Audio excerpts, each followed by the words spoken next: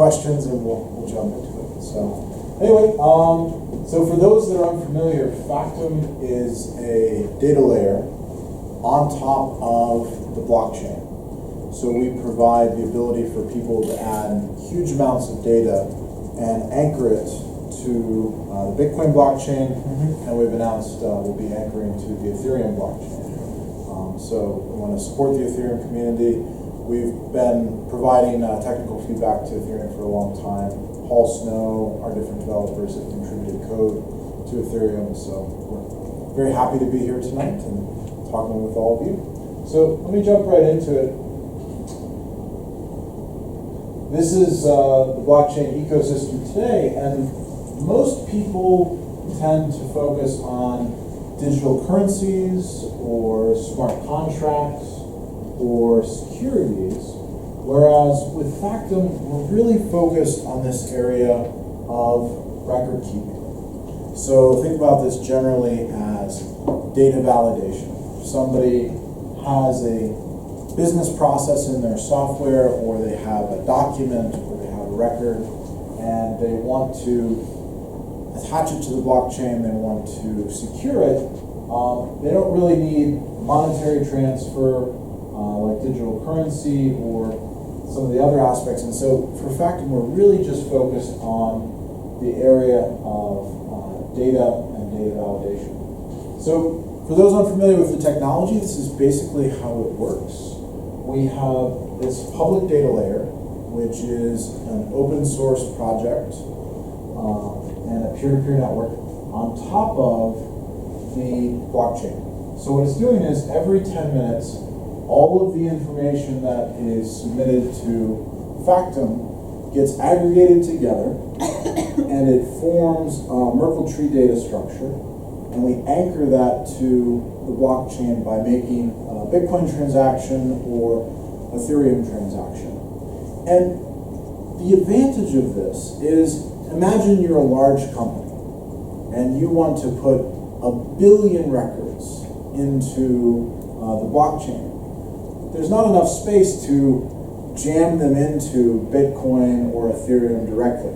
And so what these large corporations need, or any user that has a lot of volume, needs a way to publish that information and then have a proof, to have an audit trail that gets published here to the blockchain. Because if you're familiar with Merkle trees, once you have that root here, you can prove none of the files or documents above have been changed. Right? If any of these were to have changed, then the Merkle root wouldn't match, and you know the document has been tampered with or that the document is invalid. And so that's really what we're focused on, is giving a hugely scalable data layer for the blockchain, especially for users that need very large volumes of data and need secure. Now, I would differentiate this from storage. It's not data storage, it's data validity, it's data security. So there are plenty of cheaper ways. If you wanted to store a bunch of data, please use, StorageJ or MaidSafe or Amazon Web Services. This is way to validate the document. So let me get into a little bit of why this is such a problem today. Even though we're in the year 2016, for a lot of the financial industry, they still go back to pieces of paper. Even if their entire system is in software, they use backups in paper because atoms are hard to change. Atoms are hard to fake. People don't yet have a lot of confidence in a database. Databases are very easy to change. Bits are very easy to change. And so what we're trying to do is we're trying to make it so you can trust the digital copy. We want to, by anchoring it to the blockchain, create documents that are tamper-proof, that are time-stamped, that are immutable, and thus make the digital copy as reliable as something that's printed physically. So all of a sudden, instead of having to do an audit by an auditor physically going through paper to make sure it matches what's in the database, you can do a check of the Factom layer and say, yes, this document has a digital fingerprint. And that digital fingerprint exactly matches what we see here in the record, so that you know the record is correct.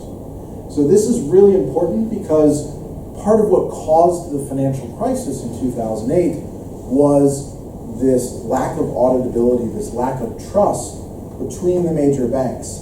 They thought they had one asset, and it was very expensive to check, so they didn't check, right? They got the ratings wrong, they got many of the most important aspects of the risk wrong when it came to mortgages and other financial assets. So that's the problem we're trying to solve, is how do we create an authoritative record in the digital copy? So that's what Factom provides. And here's a little bit of how it works. You have the blockchain providing the immutability. You have the Factom data layer, where people can publish any information, and it gets open source, so anybody can create a unique chain inside of Factom. This is very important for scalability. In Bitcoin, you have to download the entire blockchain, which is now 70 gigabytes of data, in order to validate information in the blockchain. With Factom, by creating a unique chain and a unique chain ID, you only need your data and a small directory layer in order to follow the proof up and validate the information. So if you've only got a few megabytes here, and there's a few megabytes in the directory block, you only need that information to validate your information, which is extremely critical if you're a giant company and you want to put in millions of records. This is how you avoid bloating blockchain and trying to store all of the world's information essentially in the same database. So going back to this example, with the public layer, anybody can create chains and publish data here, and there's a separate entity, the Factom Incorporated, which we're basically creating an application layer on top. And for the most part, our goal is not to replace the software that people are already using for mortgage origination or stock exchanges or whatever the use case is. All we want to do is create a blockchain backend. So they can use the Factom API. Let's say they're going through an underwriting process for a mortgage. They can publish the hash, they can publish the cryptographic proof of that document to the Factom data layer. And then later on, when they need to, let's say, sell the mortgage to somebody else, all of those documents, this entire process can be validated so that the audit is much easier and much more real time when they want to transfer that record. So just in the United States, audits represent the whole mortgage, secondary mortgage industry represents about $1.4 trillion annually. And they spend tens of billions of dollars auditing and transferring these mortgage instruments every year. So this is a good example of a complex set of records and keeping track of every step in those records. And what I would say is this doesn't look like a coin problem. Coins are very useful for fungible assets, right? Something that is the same every time. If I want to send you 1 ounce of gold, you don't care which ounce of gold. They're all pretty much the same, right? But when it comes to something like a mortgage, everyone is different. It has a different payment history. It has a different piece of land. It has a different history of who the owner is. And so it's less about transferring coins around, and it's more about keeping a complex set of records straight. The other thing I would highlight is you've probably heard of other platforms in the blockchain space that do proof of existence, proofofexistence.com, Stampery, and others. And these are useful for publishing a document and just proving the document is correct. What Factom does differently is you can actually also prove the negative. So what's useful in accounting is not just knowing the documents that are there, but to know if a document is missing. So let's use our mortgage example. Let's say there are 1,000 records associated with this mortgage, and I'm going to sell it to you. I'm Bank of America and you're PIMCO, and I hand you 999 records.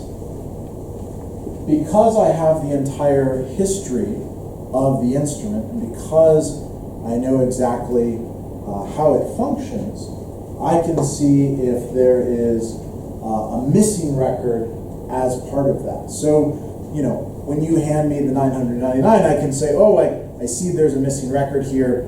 Here's the digital fingerprint. Please provide me the document that matches this hash. So all of a sudden, I don't have a 2008 situation where I can't tell if I'm missing information. This is actually how Bank of America got in trouble during the crisis. Is they bought Countrywide, which at the time was doing something like 20% of the mortgages in the United States. And when they bought Countrywide, what they got was 10 billion documents representing all these mortgages. But how did they know they weren't missing information? It turns out they were missing information.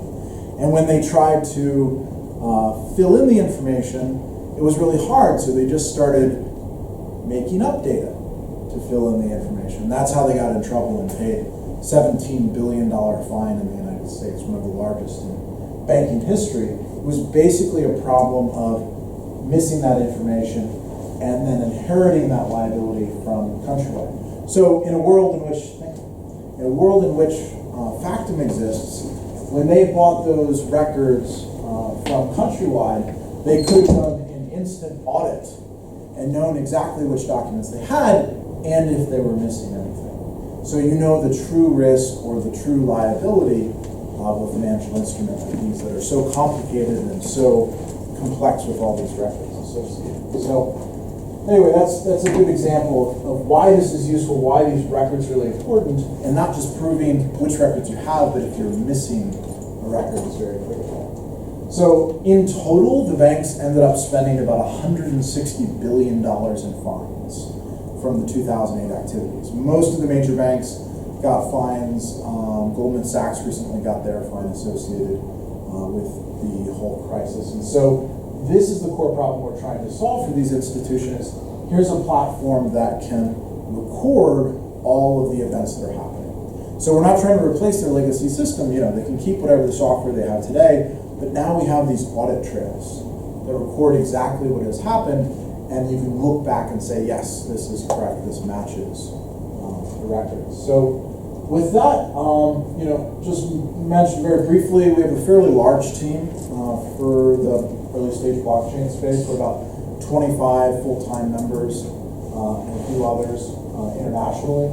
Most of us are in Austin, Texas. So I serve as the chairman for Factom. I was the first investor in Factom in 2014. Helped introduce a lot of the founders, but really great team of people that have built lots of companies. Many of us have been in the blockchain industry since 2012, and so we've seen all the platforms evolve, and it's cool. This is our contribution to the community and the ecosystem to give all these tools for putting large data sets onto the blockchain. So quick introductions. Paul Snow is the famous inventor of Factom. He actually contributed some scripting code early on to Ethereum with Vitalik. Let's see, Peter is the CEO, does a lot of the strategic partnerships. Brian Deary's the chief scientist. Tiana is the CMO, has built multiple marketing companies. So almost everybody on the team has built multiple companies before. So it's fun to be working with a group that has decades of experience building enterprise software and working in this kind of industry. So anyway, that's just a brief introduction. Why don't we go ahead and open it up to questions, and hopefully we'll see where the gaps are, and I can answer questions and go from there. So, thank you.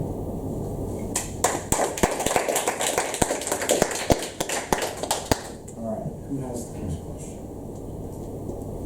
Okay, I have a question. Yes, sir. My name's Phil. Hey, Phil. So basically, you're taking documents, turning them into cryptographic hash, and storing them in Bitcoin and Ethereum blockchains, as well as your own, but that's essentially what you're trying to do. Right, we're inheriting the security from the Bitcoin blockchain, but as you point out, the Factom network is essentially serves as its own peer-to-peer network, so all the peers are keeping a copy. It's around 3 gigabytes right now of the records that are published in Factom, and then what gets stored in the Bitcoin blockchain is only these Merkle roots. So right now there have been, I think, 40,000 plus blocks created. So the network went live in September of last year, and it goes every 10 minutes and aggregates all of the data submitted to the system during that period. So essentially there are 40,000 plus, we call them anchors, for that Merkle root that get published to blockchain, yes. Is that 10 minutes trying to sync with Bitcoin, or is it just something you came up with? It's sort of where we've started in the initial version. Factom Genesis is the current version of the software. And yeah, you could publish more than every 10 minutes, but given the resolution of Bitcoin blocks, it made sense to start with 10 minutes. In the next version of the Factom network, it'll be a bit faster, as we'll be publishing anchors to the Ethereum network as well. So watch out for the announcement be coming soon for release candidates. The testnet is already available. Factom Federation is the next version. So this is where we're going to 8 federated servers in the model. So the data you're holding in your own blockchain, if you're trying to basically take data from, say, an existing Oracle database, Sure. convert it into your blockchain, and then a Merkle tree root planted into Bitcoin. Right. You've effectively got replication of data in your blockchain and also in the normal the Oracle database. So Sure. I guess you need both. You need to be able to handle That's right. companies that have existing data and companies that are starting fresh. They don't have an Oracle database, don't particularly need one, and just use your blockchain as being the reference source of all data. Right. Think of it as a pointer. That's exactly it. You still need the raw document itself. And for now, we haven't spent much time focusing on the raw documents because there are so many options out there to store the raw document. And replication and storage has gotten pretty reliable. And so the main issue is usually when you go outside of your four walls of your company, how does somebody know your records are correct if they're going to buy a mortgage from you or some financial asset? Usually they send in an auditor, and the auditor sits there and physically looks at records to determine that sort of thing. And so with Factom, you can just validate it on the blockchain, right? You look at the Merkle root, you look at the directory layer, then you look at your particular chain, and you can validate that all of the documents are there and they haven't been altered. And when they were published, a lot of this is very temporal, right? It's very time sensitive, especially in the mortgage use case. When the underwriting was done, and when the KYC was checked, and when the payment history came in, and when the regulatory compliance was done, the releases of the information, all affects how valuable that mortgage is. And so by time stamping it, you have a way to do authentication of something like a rating on the mortgage. So, which has really been automated a lot since the crisis, because it turns out a lot of the rating agencies weren't actually applying their own formulas. So a lot of that has been written into software, but what you need is the true, authentic copy of what happened. Sorry, a couple more questions. Sure, yeah, please. So let's take a document. Let's take one mortgage document. Sure. You're storing it on your blockchain as a graphic hash again. Yep. But where does the original, or where does a copy of the original sit? It's not sitting in your blockchain. Correct. So you still have to refer back to, say, Bank of America's system, Right. or filing system, or scanning machine, or whatever they use. Yep. OCR. So you don't actually hold any of the text or That's right. imagery. You're just basically holding the cryptographic hash That's to exactly prove that that document that someone has in their hand matches the official book of records. right. So when you're talking about negative, which is a good thing, but if you've had 1,000 mortgages, and 999 of them are there, I will tell you a document's missing, but you wouldn't know which one. Actually, if it depends on how you publish the hashes. But presuming you created a hash, let's say it's one mortgage with 1,000 records associated with it. Presuming you've presented a hash for every associated record, then you would know which hash is missing. If you handed me 999 out of 1,000 hashes, I could present you that hash and say, please offer me the document that matches this hash. And providing they've stored some lookup table somewhere to convert that hash back to the original document, you'll probably know what it should be. Right. Hopefully they would have done that. That's Otherwise, okay. one document missing out of 999 could be the most important, and probably would be the most important one. Right. Exactly. And so, yeah, you have to have the stored version, and you need to be able to validate it. And a lot of this boils down to, I'm not going to buy your mortgage unless you provide me all of the proofs that go along with that mortgage. Right? Well, I think you do due diligence. Sure. You're talking about 1 billion mortgages. How do you do due diligence on that? Right. So, here, you've got about 100% accuracy, and then no documents are missing. Right. As opposed to having to do some statistical analysis on, X percent of the sample, Yeah. which is risky. Yeah. For those not as close to the mortgage industry, that's what they do today. Is they just look at a few of the mortgages, and if they don't find any compliance problems, they presume that, if I looked at 1% statistically, I should have found errors, and if I don't, well, then I'm going to presume the other 99% is done correctly. And it's not too difficult to make them look at that 1% either if you're really wanting to manipulate. Right. So you just put them close by. Yeah, exactly. All things but take reference. So it's a big improvement over where it is today. Sure. It's really, we're competing with paper. That's where the industry is, because even though they have all this software, everything backs up to paper because items are hard to change and bits are easy to change. And a lot of times the mortgage process itself is messy. This doesn't even necessarily presume the originator is doing anything intentionally wrong. It could simply be poor record keeping. If you've ever been through a mortgage, there's often changes in the process on the rate, on the co-signers, on all the sort of little details, and you'll end up with multiple versions of that mortgage, and making sure the right one ends up in the system, and that the final version that's recorded, they don't pull the wrong copy out of the folder kind of thing. That stuff happens all the time. That's just human error in the process, or simply poor record keeping. Oh, we forgot, there was this alteration, and 30 days later we changed that, or these were sent out a bit late because of holiday or whatever. A lot of these errors come up, and they affect the quality of the record. So. Sure. Yeah.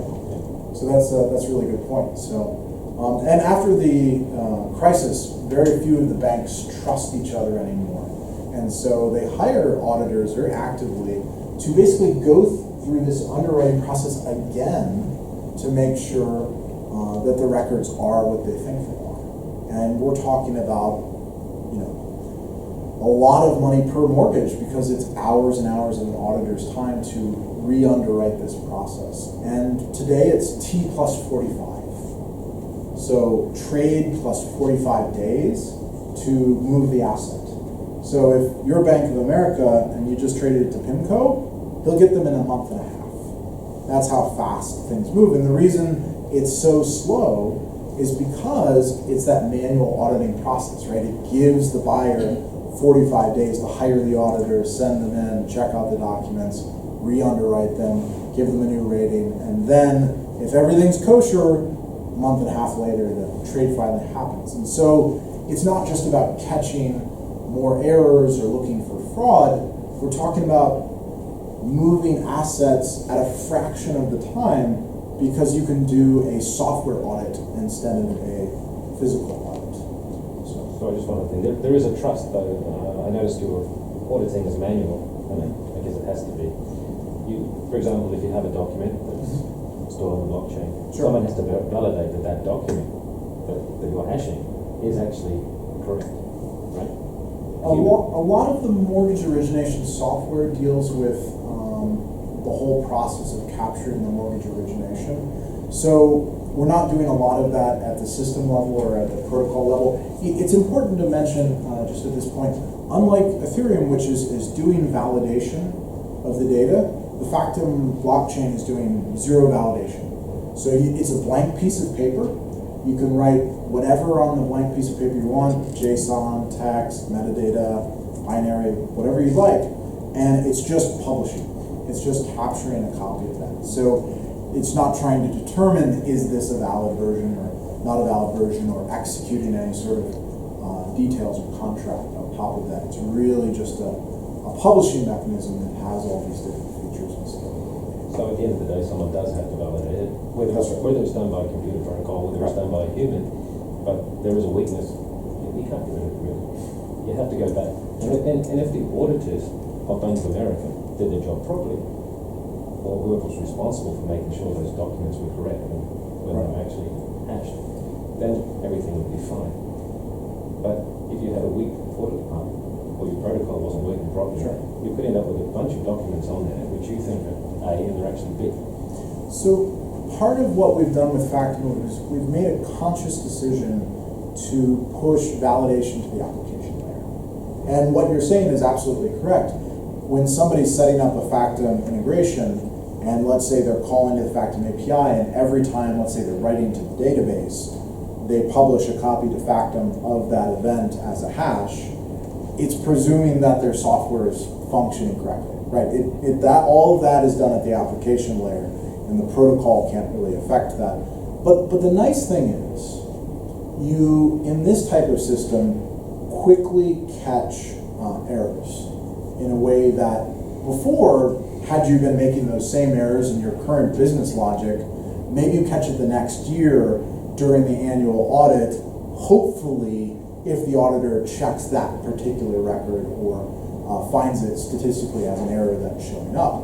Whereas all of a sudden, we can talk about real-time audits. And if there's a bad actor, yes, if he's in there in the system publishing away, Factom's not going to prevent him from doing that, but it prevents changing history. And so if you have a bad actor, all of a sudden, they know they're signing cryptographically, right? Their identity is associated with that proof that's getting published, and you can follow back, oh, this guy, we found out he was a bad actor. I'd like to see every mortgage that he, signed off on, or that he presented records associated with. And so that's, I think, where it's really powerful. This same problem comes up in like land titles, right? When you're creating a land title, there are all these different people involved. The person notarizing the document, the person doing the survey, the municipality that's, recording all the things. And it doesn't prevent a bad actor from existing, but what happens is it makes them accountable, right? And it makes it impossible to change the records later. Oh, yeah, I didn't really mean to, alter that guy's beachfront property to my name. That was just an error in the system. All of a sudden, you can catch that kind of behavior and go back into the history and make sure that should be in there with your marketing material, right? So that's key. Exactly. But great questions. So, and we've mostly talked about mortgages, but it's worth pointing out for the for-profit, about 75% of the customers for Factom are international. So about half of our customers right now are in China. We've announced partnerships with groups like Anshan that notarize 100 million documents a year in China. And for them, this is wonderful. Right, this gives a whole new level of security and accountability that you don't even have to trust this third party. You know that this is being validated in the blockchain because there's an enormous need. We've certainly seen it in China for how do I know that this version of the contract, or how do I know that this deal is going to be honored? The more notarization, the more validation that you have, the easier that is to do. So, we've focused a bit on notarization, lending, supply chain, finance in China, whereas in the US, the mortgage is the big pain point. One of the cool things about blockchain is you can do anything, but for Factom, the challenge has been, what are the most important things to do first? What are the most valuable problems? Some problems are worth a few pennies a record. Some problems are worth hundreds of dollars a record to fix, and this is just one example of something we found is really important. So our hope is 1,000 people will build cool things on top of the open source, and Factom Incorporated will just provide some of the most valuable use cases. So think about this like Google. They've got the App Store, and they don't create all the apps, but they create some of the most important ones, right? Maps and Gmail and search and all the rest. But they create a platform where anybody can offer additional applications. So that's kind of our goal, is to have 1,000 things thriving on top of Factom. And but for-profit doesn't collect any value from that. It's an open source project, but it creates a network effect. This is something, will anybody be attending the Smart Contracts Conference tomorrow? About half of you.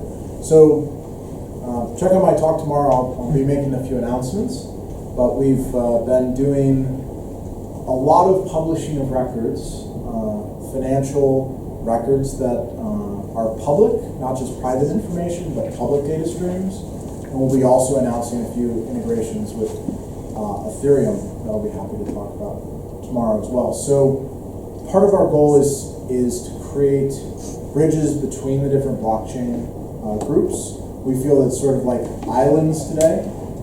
Every blockchain is an island unto itself, but what we want to do is create the tools so they can talk to each other, they can validate information across different blockchains, and we think Factom can provide a lot of that functionality because of the way that the data structures. Great questions. Other questions? Yes?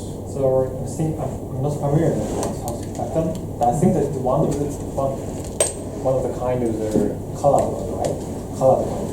So can I ask you what the difference between the other cloud one protocol, such as open asset, cloud call, like that, and what is the advantage of the Factom? So that's a great question. Yeah. Colored coins, Omni protocol, there are a lot of protocols that are recording assets on top of the blockchain.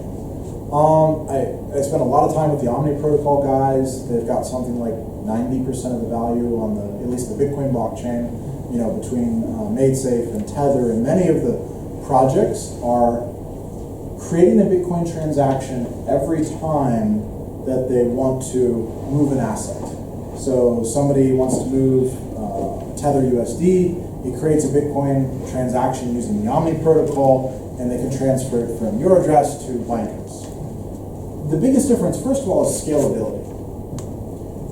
In this architecture of Omni or colored coins, I can only make as many transactions as the Bitcoin network will allow. Right, today that's 7 transactions a second, maybe more like 3 or 4, depending on the transaction sizes. And so all of a sudden, if I'm a major company and I want to use Factom, or I want to use the blockchain in general, and I need to make 1 million transactions a day, will that fit in Bitcoin? No, right? Today, Bitcoin caps out at about 250,000 transactions a day. So for a big company looking at blockchain, they say, oh, it's not even an option. I can't publish 1 million, let alone 1 billion transactions a day. We're talking to some major banks, and some major banks have literally 1 billion trades per day in some of their departments. So you go to them and say, oh, you should put it on the blockchain. And they go, that would be nice. But they can't because there's not enough room. So what Factom does by creating this data layer is they can publish all those transactions they want, and it gets aggregated into a single Bitcoin transaction every 10 minutes. So Factom pays more fees to be in the absolute next block, right? We pay a higher fee, so we're prioritized here. And we've basically aggregated all of those transactions into one transaction. So first of all, from a scalability perspective, if you're a large company or anybody that has a lot of volume, Factom is a much less costly option, right? Today, Bitcoin transactions are 5 to 10 cents. When the network is full, 15 cents USD for a transaction. Publishing data in Factom is 1/10 of a penny per kilobyte. So if you're doing a hash, it's only 32 bytes per hash, right? So you can put 20, 30 hashes into a single entry into Factom, and it's 1/10 of a penny. The 1/10 of the penny is really just an anti-spam mechanism to prevent people from dumping, billions or trillions of entries in and flooding the network and attacking it. So from the cost perspective, it's much more affordable to put entries in here. The other thing is the projects you mentioned, like Colored Coins or Omni, are all creating the business logic. If you create asset here, then you transfer here. Factom's not trying to do any of that. We don't have any business logic for asset creation. We don't have any business logic for asset transfer. It's literally a blank piece of paper. You can write anything you want, and you can put that logic, that business logic, at the application layer, right? Because your application, you already have a complex way that you want to interpret that information. Do that in the application software. You don't need to do that in the protocol. I thought that was one of the most genius insights of Vitalik, was Ethereum didn't try to create a script for every imaginable asset, right? The genius was you just create a general platform for anybody to write scripts, for anybody to do that at the application layer and then validate them in Ethereum. So with Factom, it's similar, but not for smart contracts or value transfer, just for data and data validation. So, yeah. Other questions? Yes, sir. I want to know not about the contents of the service. I know you issued like the factoid coin. And I think that is really successful. I want to know how did you do that? And I have several questions. For example, how do you design the coin in the initial stage, and how do you make if I want to do the same steps, can I do that?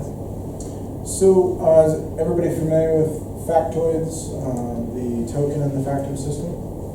Just a few people? So to offer a background, I mentioned earlier it costs 1/10 of a penny to publish to the Factom system. The way that works is through a series of software licenses. It's not a currency, it's not a coin, it's not intended for merchants or anything like that. The only thing factoids can be used for is writing data to Factom. And the way that works is very similar to Ethereum. If you imagine Ether and gas, factoid and entry credit. So factoid is the software license, converts into entry credits, and they're assigned to one public key and can't be moved from that public key. So they get burned in the protocol when the entry credits are used to publish the data. So that is how factoids move out of the Factom system. So when the Factom Genesis block was created, the way we determined who would hold the factoids is we held a software sale. And anybody in the community could contribute Bitcoin and get factoid software licenses. So there are around 8 million factoids in the world, and people are using them to make entries into the Factom network. They convert them to entry credits and put them in. What I would note is this architecture is really, really important. We did this for a very important reason. We wanted to isolate users from cryptocurrency. So for big banks, for highly regulated institutions, or just for practical use, you may not want a wallet.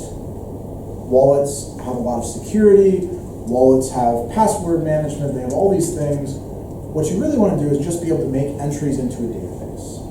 And so by creating entry credits that can't be transferred between addresses, all of a sudden the only thing you can use it for, the only monetary value it has, is making entries into Factom. So by separating the software token and the ability to make entries between factoids and entry credits, makes it very easy for a bank. They don't have to hold Bitcoin, they don't have to hold cryptocurrency, they don't have to have a wallet. They can just make entries into an immutable database. So to answer your question, we spent a lot of time looking at the regulations, and we found that a software sale was permitted in the jurisdictions we wanted to do the sale. Factom Foundation, the open source entity, is based in London in the United Kingdom.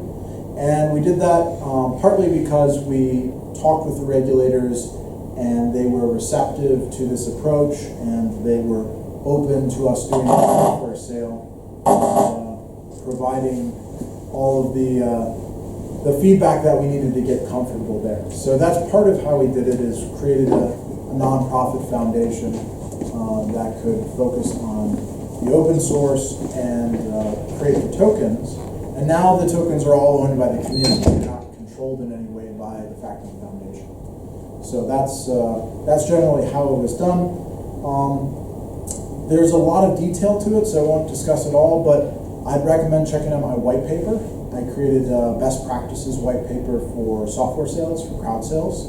And so it's up on my GitHub. So if you just Google David Johnston crowd sales, you'll find the link, but I talk through all of the different software sales that have been done, including Ethereum, and sort of what we've learned from every time somebody held a token sale and how to best do that. So you have to think about it from economics, you have to think about it from a technical perspective, and you have to do it in a way that's interesting to people. So, anyway, that's good. Any other questions? Yes, sir. Yeah, I'm not an engineer but a lawyer, so my question is from a legal point of view. Sure. From legal point of view, the verification of the execution time is very important. Does the Factom address this kind of accuracy of the execution of the time?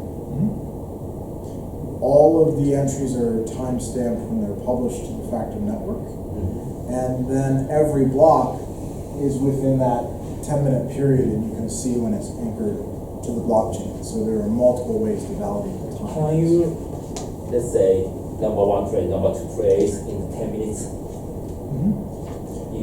Will you be able to do that, or in the 10 minutes, all of the? Yeah. In the next Factom Federation version of the software, it takes about 1 second for you to receive an acknowledgement of the publishing. So that gives you a cryptographic receipt to about the 1 second resolution. And then there are sort of 1 minute subblocks, and then everything gets aggregated together in a 10-minute period. So you can get granularity if you want granularity, down to a lower level, yes. Sure. And then you could be in your application, recording timestamps and things like that, aggregating that together and publishing all of those in their databases. So, yeah, it's a good question. Another question is that you were saying about mortgage. Yeah. Those kind of documentation needs lots of amendments and revision between the documentation period. Then after the execution, we sometimes amend or revise original documents. Yeah. Yeah. How do you address this kind of? So think about it like an append-only database. You can always update the record. You can always publish a new entry, and you can point back and say, "Oh, we found this error and we corrected it from the original here, and here's the new version." What you can't do is pretend the error was never made. You can't alter the past, and so you can always make an amendment. You can always add a new record, but you can't pretend that the first record never existed. So you will not be able to replace the old version. But you would just update it. Okay. Yeah. So like a contract, you usually never take anything out of a contract. You just add an addendum and another addendum, and you refer to where the original language was changed, but you can never erase the original language. That's a good question. Any other questions? Yes, sir. Just a stupid question. Why do you need a blockchain to do all that? What does Factom do at a simple database with digital signatures all to? In short, immutability. So I could sign something with a digital signature. I could create my own personal cryptographic proof. People do all the time, right, on emails and documents. And I can, send this document, and I can show that, here's my digital signature, and this exists. But I can't prevent double spends with that architecture. That's why Bitcoin exists. It wasn't good enough to have a digital signature of the money. I needed to know it was the only copy of the record. And so the double spend problem that Satoshi Nakamoto famously solved with Bitcoin is by everybody having a copy of the records, you could prove that only one person held the rights to that token or that Bitcoin or that record. And so Factom is very similar. If I give you a record and I give you a cryptographic proof, how do you know I haven't created another version? And so what you're doing is you're limiting the universe, right? Proving the negative is impossible. in an unbounded universe. What you're doing here is you're bounding the universe and saying the only valid version is in this chain, and you can see all the entries. And if I try to hand you a cryptographic proof from another chain or from another system, it's not valid. And so you're creating a single version of the truth is the big advantage from a technical perspective. I have another question. Yeah. So I understand what you're trying to build, but what is the business model of Factom? How do you make? Who's paying you? How do you get it? Yeah, that's a great question. So Factom Incorporated is a traditional for-profit company, and we have software licenses for the mortgage software, for the auditing software, for mostly it's charging these large companies, these large enterprises, to publish data and publish records to the Factom system. So, while this is all open source, this is proprietary, this middleware. These tools, like let's say integrations to their Oracle database or integrations to their legacy system, all of that is proprietary, and we license that to the company to make all the records. So if they want to spend years developing these tools themselves, they can publish directly into the Factom data layer. But we think we could save them a lot of time, and we hire all the developers that built the open source so they can provide much faster expertise to build the specific tools they need to use the open source layer. So that's the answer is well, this is all open source, this is proprietary.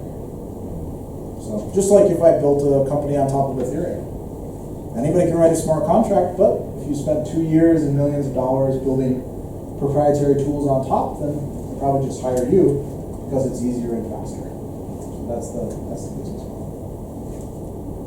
Great. Any other questions?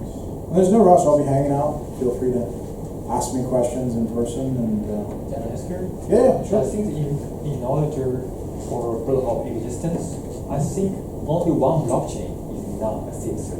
I think only Bitcoin is enough for them. But why you make implementation in not only Bitcoin but also Ethereum, Limbo, and other blockchain? So the answer is redundancy. Many of these bankers don't know much about the cryptocurrency ecosystem. So they'll ask questions like, what if Bitcoin goes away tomorrow? And you have to have an answer to the question. And the answer is, it's okay. If Bitcoin goes away, we anchor into Ethereum. What if Ethereum goes away? Oh, we anchor into Ripple. What if Ripple goes away? Well, we can anchor into your private bank chain. What if that goes away? Well, we can publish another anchor here. And each time it's the same Merkle root. Yeah. So it's the same proof, right? That we're publishing to all of these systems. So think of it as a belt and suspenders strategy, right? Backup, backup, backup. So eventually we'll have enough backups that you would have to be making the argument, what if the internet goes down? If the internet goes down, we have bigger problems than Factom data validation, right? So backup. The answer is redundancy. So you can address people's concerns. Okay, I don't know what's going to happen with Bitcoin. I don't know what's going to happen with the long term there, but I know one of these systems will continue to exist. And so as long as some blockchains persist, Factom will always have a way to validate that data. Yeah. Right. It's a good question. You look like you have another one. Yeah. You have another Okay. question? Yeah. Okay. Okay. Very good. Yes, sir. What is the other potential market besides the financial market? So, Factom is useful anywhere where trust is very costly. So, outside of the financial markets, anywhere where they're paying auditors, anywhere where they're spending a lot of time trying to move ownership of something from one area to another. So, financial market's very broad, but let's say beyond stock markets, beyond bond markets, beyond all of these things, land titles, right? I mean, everybody has a house, everybody has land that they buy at some point, and having good records of that and wanting to be able to prove you're the owner, we take that for granted in the developed world. In America, in Japan, nobody works. It's in the municipal record. There's an insurance company. I have an insurance policy. They're covered. Most of the world, the developing world, that's not true. There's a lot of fraud in the developing world when it comes to land titles and comes to ownership. And something as fundamental as land ownership is the basis of every economy. You can't build a business, you can't live unless you can, own the resources underneath. And so that's an example of something it's not so much about moving financial instruments as it is about securing ownership for people. So we've been talking with a lot of different governments, and that's a very long-term use case. It will take many years because a lot of the government entities aren't very fast, especially in the developing world. But I think that's a very important example of just a practical thing that people want to prove the ownership of that this will help with. And all of a sudden, the bureaucrat that's working in the country knows that if they make a change to the record, that they can't erase that proof, right? They can always show that it was an issue. So, and then there's all sorts of things like invention, right? Every invention is a process of proving, ownership over time. So, in a world that's becoming digital information and invention of whether it's words or particular technology, Factom is extremely useful for proving ownership of those creations. So whether it's music or many other things, I think eventually those will make their way into almost every industry. I mean, can you imagine 10 years from now, immutable data exists, not using immutable data will be negligent. People will say, of course you have to use immutable data. So I think eventually it'll get into everything, but it will start with use cases that are most painful, that where it's most valuable, where the most money and time is consumed using it. Yes, sir. Right, so just to carry on with that too, I'm an independent consultant, so I get background checked a lot. Sure. I don't tend to in Japan, but it costs a lot of time, a lot of money, generally 1 month of background checks. So, there's a couple of companies that do this already. Sure. Validate your CD on the blockchain and your work history, etc. Yep. That would save a lot of time for me, a lot of time for the company, a lot of money as well. Well, and expand that to all know your customer requirements globally, right? KYC, you're talking about, in some cases, dollars, but in some cases, hundreds of dollars per entity to validate that they are who they say they are. And the problem with know your customer is now, because I go to the merchant and I give them my address and my number and my code and my secret code, there's this data that can be stolen by hackers in all these different places. So in a blockchain world, in a Factom world, my hope is that over time, you probably need some regulatory holy water to accomplish this, but the regulators will understand how useful and powerful this technology is, and you'll be able to validate the information without sharing the information. Say you go to a bar and you show them your ID, they don't need your address, they don't need your birth, they don't need all these things. All they need is to know you're more than 21 years old. And not even that, they don't even need to know your age, they just need to know it's above 21, right? It's binary, yes or no. Is this person qualified to come in this bar? And that's a simple example, but that's the world of KYC. We should be handing them the validation. So when I go to set up a new bank account, I'm not giving them another copy of all that information which constantly is being stolen.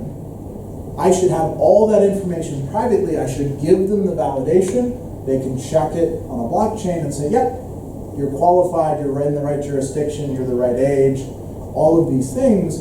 And so hopefully that's where we get to. Because with this technology, we can create much better data security. But it'll take a long time to get to that outcome because of how many entities are involved. But we're getting down that road. Well, to do, but that wasn't my question. Sure. So moving on to Ethereum, right? So Sure. Ethereum being a smart contract, the whole basis that exists is a smart contract. Sure. And looking at what you're doing now, you're looking at potentially legal documentation, right? So one of the problems with smart contracts is they're not really interpreted as being legal at the moment. Maybe they will be in the future. So there's various different ways of solving this, but if you're already on Ethereum, and you could use the legal prose in the document and tie that to the actual smart contract, have someone do an audit between the legal prose and the smart contract and make sure that's fine. Right. Both of them are actually tick, then you know you're done, right? Yep. So one of the advantages of being Ethereum that you're probably able to blockchain and where there's others that might be able to attach a smart contract to blockchain. And fortunately, digital signatures, digital hashes have been around for decades. And so there's already case law about people proving, yes, this document is the document, here's the digital signature, here's the hash. All we're doing is now making it easy to validate that information. So I think from what we've seen, the legal precedent is sort of already there for digital signatures, at least in the US, are recognized in all 50 states. Digital hashes, there have been plenty of court cases around that. So yeah, this helps extend though to the real world of documents and records. It's just that at the moment smart contracts are not legally typed, right? Mm. Even Ethereum, Sure. the code is the code, and then, oh no, hold on, we made a mistake, we'll back it out again. Right. So we've still got a lot to learn in this process. Right? You can't walk up to a court of law with a bunch of code and say, all right, I'm going to Right. prosecute on this. You can't do it. You want to refer back to the legal contract or whatever construct is being referred to. Yeah, maybe there are some specific cases you don't have to go back to the legal documentation. Right. It's simple. Sure. But if you do, and you happen to have validated document also on the same blockchain, that might be quite advantageous. We think that's going to be very useful. I'll talk more about this tomorrow at the conference, but the other thing that's very useful for smart contracts is having a immutable oracle. So every smart contract refers to some external event. Let's say it's the price of gold, or the price of soybeans, or any commodity. If I want to validate that information, I probably just use an API from some data provider, but how do I know it's immutable? How do I know it's tamper-proof? It's probably not already on a blockchain. It's not easy to interact with. And so Factom's been working in that area. We'll announce a partnership tomorrow with an Ethereum company that we think will provide a lot of value to the Ethereum community because we have a lot of public data streams that would be very useful for writing smart contracts. So we're excited to talk about that tomorrow. Yeah, that's great. Any other questions? Well, I just want to say, Gajin desu kedo, yoroshiku onegai shimasu. Thank you.